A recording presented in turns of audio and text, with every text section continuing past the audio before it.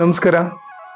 ಈ ದಿನ ಆಧ್ಯಾತ್ಮ ಅರಿವು ಕಾರ್ಯಕ್ರಮದಲ್ಲಿ ಸಂತೋಷದಾಯಕವಾದ ಕ್ಷಣಗಳನ್ನ ಹೇಗೆ ನಾವು ಅದನ್ನ ರೂಢಿಗತ ಮಾಡ್ಕೊಳ್ಳೋದು ಅನ್ನೋದ್ರ ಬಗ್ಗೆ ನೋಡೋಣ. ನಮ್ಮ ಮನಸ್ಸು ಯಾವಾಗಲೂ ನೆಗೆಟಿವ್ ವಿಚಾರಗಳ ಬಗ್ಗೆ ಹೆಚ್ಚು ಒಲವು ತೋರಿಸ್ತಾ ಇರುತ್ತೆ. ಈ ನೆಗೆಟಿವ್ ವಿಚಾರಗಳನ್ನ ಧ್ಯಾನದ ಮೂಲಕ ಮತ್ತು ಮಂತ್ರ ಥೆರಪಿಯ ಮೂಲಕ ಸರಿ ಮಾಡ್ಕೊಳ್ತಕ್ಕಂಥ ವಿಧಾನಗಳು ಬಹಳಷ್ಟಿದೆ. ನಮ್ಮ ಋಷಿಮುನಿಗಳು ಇಷ್ಟೊಂದು ಒಳ್ಳೆಯ ಒಂದು ಮನಸ್ಸಿನ ತರಬೇತಿಯನ್ನ ಹೇಳ್ಕೊಟ್ಟು ಹೋಗಿದ್ದಾರೆ ಅಂದ್ರೆ ಇದು ಯಾವ ವಿಶ್ವವಿದ್ಯಾಲಯದಲ್ಲೂ ಕೂಡ ಸಿಗಲ್ಲ. ಮನಸ್ಸು ಯಾವಾಗ್ಲೂ ಶಾಂತವಾಗಿ ನಗುನಗುತ್ತಾ ಇರಬೇಕು ಅಂದ್ರೆ ನಮ್ಮ ಒಳಗಡೆ ಇರ್ತಕ್ಕಂಥ ಭಾವ ಶುದ್ಧೀಕರಣ ಆಗಬೇಕು. ಭಾವನೆಗಳ ಶುದ್ಧೀಕರಣ ಆದಾಗ ಮನಸ್ಸು ತನ್ನ ಆನಂದದ ಕ್ಷಣಗಳನ್ನ ಓಪನ್ ಮಾಡುತ್ತೆ. ಈಗ ನೋಡಿ, ಯಾರೋ ತುಂಬಾ ಚೆನ್ನಾಗಿ ಬೆಳೆದ್ಬಿಟ್ರು, ಒಳ್ಳೆ ಹೆಸರು ಮಾಡಿಬಿಟ್ರು ಅಂದ್ರೆ ಒಳ್ಳೇದಾಗ್ಲಿ, ಭಗವಂತ ಅವ್ರಿಗೆ ಆಶೀರ್ವಾದ ಆಗಿದೆ ಅಂತ ಅಂದ್ಬಿಡಿ, ನಿಮ್ಮ ಮನಸ್ಸು ಶಾಂತವಾಗುತ್ತೆ. ಅದೇ ನೆಗೆಟಿವ್ ವಿರುದ್ಧವಾಗಿ ನೀವು ವಿಚಾರ ಮಾಡಿದಾಗ ನಿಮ್ಮ ಮನಸ್ಸು ಗೊಂದಲಮಯವಾಗುತ್ತೆ.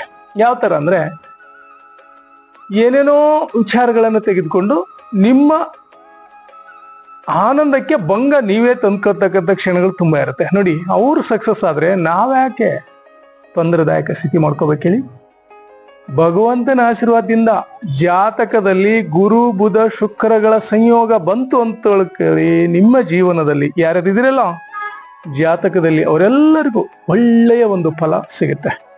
ಹೀಗಾಗಿ ಭಗವಂತ ನಿಮ್ಮೆಲ್ಲರನ್ನ ಸದ್ಗುಣಗಳನ್ನ ಸಂಪೂರ್ಣವಾಗಿ ಬೆಳೆಸಿ ಮುಂದಿನ ಪೀಳಿಗೆಗೆ ಈ ಯೋಗ್ಯಕರವಾದ ವಾತಾವರಣವನ್ನ, ಆನಂದದಾಯಕವಾದ ಕ್ಷಣಗಳನ್ನ, ಋಷಿಗಳ ತತ್ವಗಳನ್ನ ನಾವು ಹೆಚ್ಚೆಚ್ಚು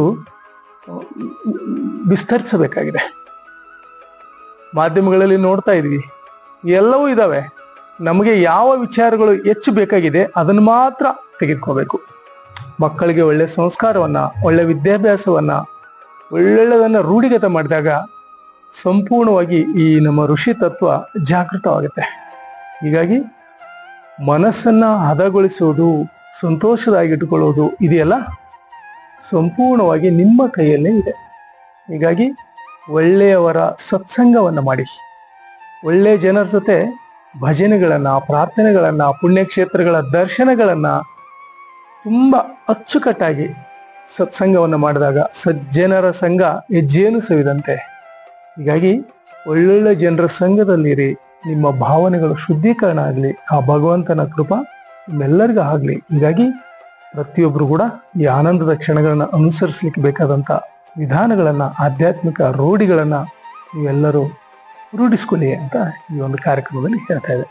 ನಮಸ್ಕಾರ.